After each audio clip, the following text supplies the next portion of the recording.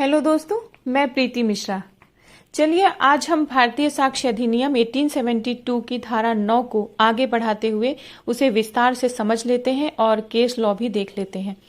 तो जैसा कि मैंने आपको पिछली वीडियो में धारा 9 से रिलेटेड जो शब्द हैं, जैसे स्पष्टीकरण, पुनः स्थापन और किसी भी तथ्य का अनुमान, समर्थन, खंडन और व्यक्ति या वस्तु की पहचान और साथ में ही किसी भी ऐसे विवादक तथ्य या सुसंगत तथ्य से संबंधित जो पक्षकार हैं, उन पक्षकारों का संबंध और उनके बीच में जो लेन देन है, संव्यवहार है, उसके बारे में आपको मैंने अच्छे से बताया था, समझाने की कोशिश की थी। तो चलिए आज हम ही सभी शब्दों को फिर से थोड़ा और विस्तार से समझ लेते हैं, एक एक करके, कुछ उदाहरण के माध्यम से और कुछ केस लॉ के माध्यम से। और इसमें जो धारा 9 में टेस्ट आइडेंटिफिकेशन परेड का सिद्धांत है, उसे भी हम आज विस्तार से समझेंगे और केस लॉ भी देखेंगे। तो चलिए हम सबसे पहले बात कर लेते हैं सुसंगत तथ्यों के स्पष्टीकरण अर्थात व्याख्यात्मक तथ्य या फिर एक्सप्लेनेटरी फैक्ट्स की। तो कभी कभी कोई तथ्य ऐसे होते हैं जिसे अगर अकेला देखा जाए तो उस साक्ष्य का कोई अर्थ नहीं होता, लेकिन जब किसी मामले में अन्य तथ्य के संबंध में उनकी व्याख्या की जाती है तो वे सार्थक हो जाते हैं।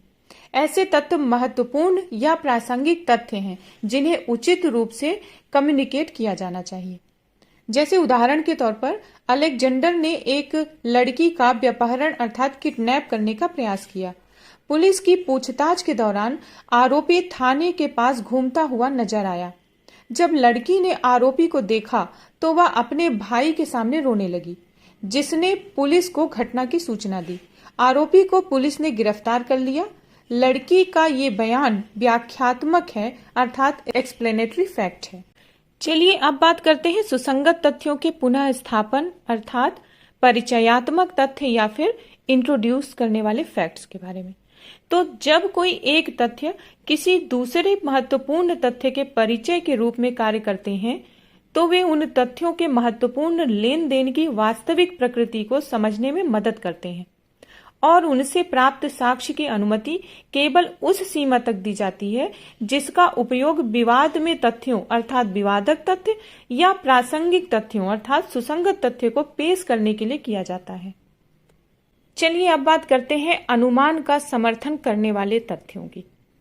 तो ऐसे तथ्य या फिर ऐसे तथ्यों की श्रेणी जो ना तो किसी मुद्दे में तथ्यों के रूप में प्रासंगिक है अर्थात सुसंगत है और ना ही प्रासंगिक तथ्य है, लेकिन यह मुद्दे में तथ्यों या प्रासंगिक तथ्यों द्वारा प्रदान किए गए अनुमान का समर्थन या विरोध करते हैं।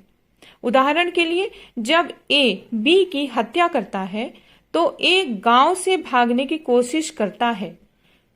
तथ्य यह है कि वो भागने में कामयाब रहा। उसके द्वारा की गई हत्या के संबंध में ये एक सहायक अनुमान है और ये प्रासंगिक तथ्य है कि वो भागने में कामयाब रहा। चलिए अब देखते हैं तथ्य जो अनुमान का खंडन करते हैं। तो दिए गए अनुमानों या प्रासंगिक तथ्यों के साथ तथ्य का खंडन किया जा सकता है या मुद्दे के तथ्यों को अस्वीकार किया जा सकता है। अब बात करते हैं किसी चीज या व्यक्ति की पहचान स्थापित करने वाले तथ्यों की। तो जब किसी चीज की पहचान के मुद्दे पर बात होती है तो उसकी पहचान निर्धारित करने में जो जानकारी सबसे अधिक फायदेमंद होती है उसे प्रासंगिक तथ्य माना जाता है। उदाहरण के लिए, ए एक डकैती करता है और जिसमें वह लोगों की हत्या भी करता है। अब जो गृह स्वामी है उसको चोरी की गई वस्तुओं और मृत लोगों की पहचान करने के लिए कहा जाता है।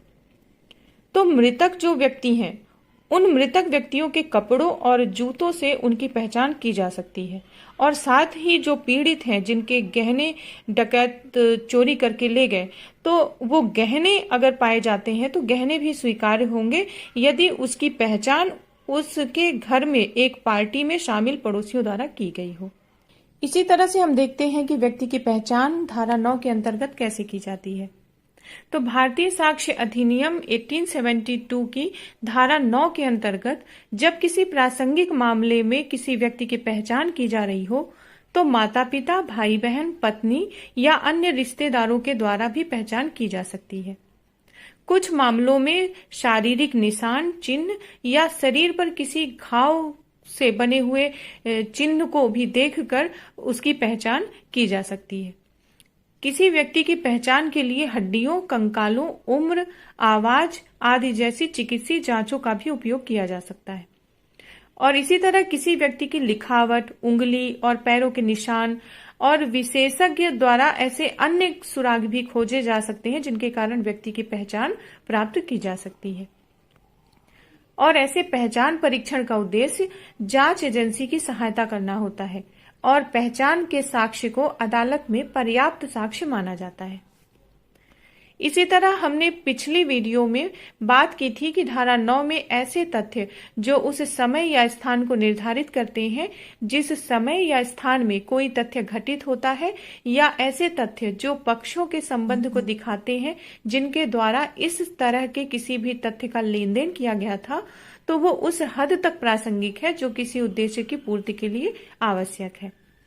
तो यहाँ हम ये कह सकते हैं कि भारतीय साक्ष्य अधिनियम 1872 की धारा 9 को लागू होने की जो प्रयोज्यता है, एप्लीकेबिलिटी है, या तो इस तथ्य के कारण है कि वह व्याख्यात्मक है अर्थात एक्सप्लेनेटरी है, या प्रकृति में परिचयात्मक अर्थात इंट्रोडक्टरी है। तो धारा 9 के लिए निम्नलिखित शर्तें हैं जिनमें इस धारा को किसी मामले में लागू किया जाना चाहिए।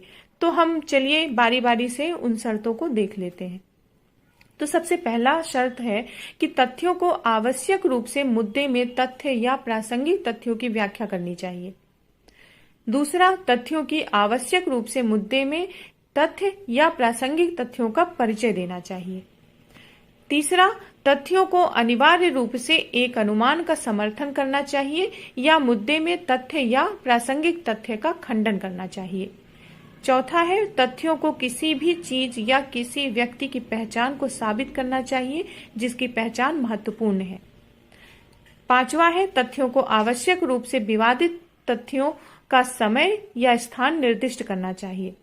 और छठवां है, तथ्यों को हमेशा संव्यवहार में शामिल व्यक्तियों के संबंध को दिखाना चाहिए। चलिए अब देखते हैं कि टेस्ट आइडेंटिफिकेशन परेड अर्थात टीआईपी क्या होता है, जो कि धारा 9 में समाहित है। तो टेस्ट आइडेंटिफिकेशन परेड आरोपी की पहचान निर्धारित करने के तरीकों में से एक है, जिसे परीक्षण पहचान कहा जाता है। और इन परीक्षणों का उद्देश्य घटना के प्रत्यक्षदर्शी अर्थात आई विटनेस को मजिस्ट्रेट के समक्ष आरोपी की पहचान करने की अनुमति देना है। परीक्षण पहचान यानी टीआईपी का जो लक्ष्य है वो एक प्रत्यक्षदर्शी अर्थात जो आई विटनेस है उसके स्मरण मतलब रिक्लेशन का मूल्यांकन करना और अभियोजन मतलब प्रोसिक्यूशन पक्ष के लिए यह निर्धारित करना है कि किसे प्रत्यक्षदर्शी अर्थात आई विटनेस कहा जा सकता है।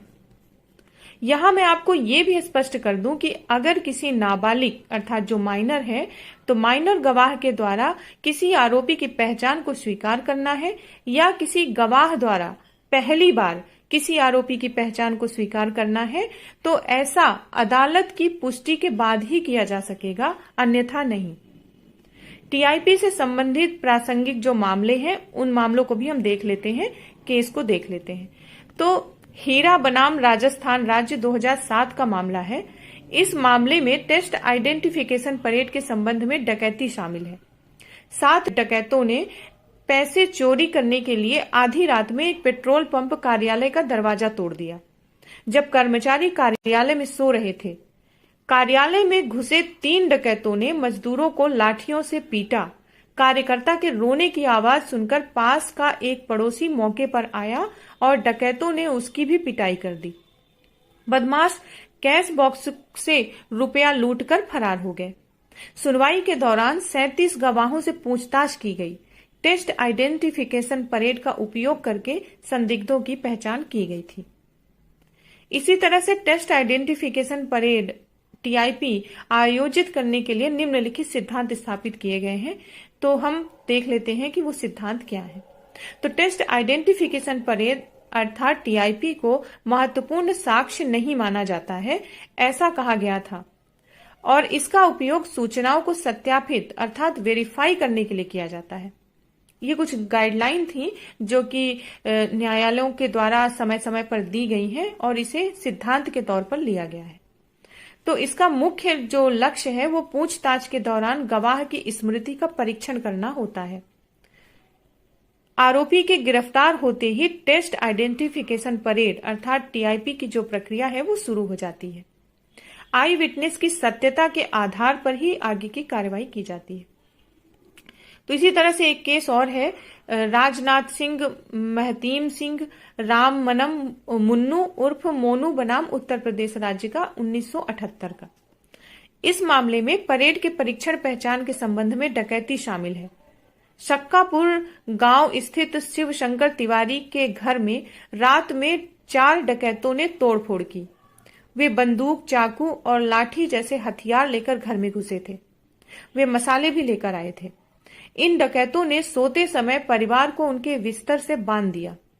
डकैतों द्वारा उन्हें हथियार से धमकाया जा रहा था। डकैत सामान लेकर घर से फरार हो गए। उन्हीं डकैतों में से एक का नाम खोजा और उसके खिलाफ शिकायत दर्ज कराई गई। अन्य के नाम अज्ञात थे, लेकिन परिवार ने उन्हें पहचान लिया था। परेड परीक्षण से उनकी पहचान हुई।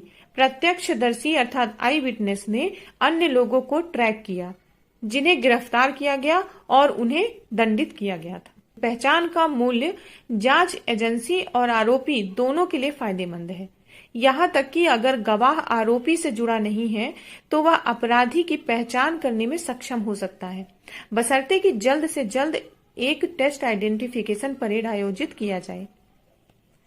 अदालत में पहचान करने वाले व्यक्ति को आरोपी की पहचान की पुष्टि करनी चाहिए और पहचान परीक्षण में पहचान करने वाले व्यक्ति को इसे सत्यापित करना चाहिए, ऐसा कहा गया था। इसी तरह से फोटो पहचान भी होता है। तो गवाहों को चित्र प्रदर्शित करके आरोपी की पहचान करने की कोई कानूनी आवश्यकता नहीं है। व्यवहार में पुलिस यह सुनिश्चित करने के लिए गवाह को तस्वीरें दिखाती है कि अपराधी की ठीक से पहचान की जा सके। यदि अपराधी वीडियो के माध्यम से पहचान में स्पष्ट है तो गवाह को फोटो पहचान पत्र देने की आवश्यकता नहीं है। आर बनाम टांसल का एक मामला है 1864 का। ये मामला फोटो पहचान से जुड़ा है। विवाह प्रमाण पत्र पर गवाह के रूप में शादी में शामिल होने वाले व्यक्ति के साथ पहले पति की पहचान की पुष्टि करने के लिए किया गया था। आरोपी व्यक्ति की छवि के दृश्य प्रतिनिधित्व की पहचान करने के लिए फोटो साक्ष्य के रूप में स्वीकार्य थी। गवाह फोटो के माध्यम से घटना की अपनी यादों को बताते हैं। यह गवाहों द्वारा मान्यता प्राप्त छवियों के आधार पर एक आरोपी की पहचान मात्र है। नतीजतन अदालत ने फैसला किया कि अपराध के दृश्यों के चित्र और फोटो स्वीकार किए जा सकते हैं। इस तरह परेड के पहचान परीक्षण अर्थात टीआईपी का उपयोग आरोपी के खिलाफ एक आई विटनेस के स्मरण का आकलन करने के लिए किया जाता है।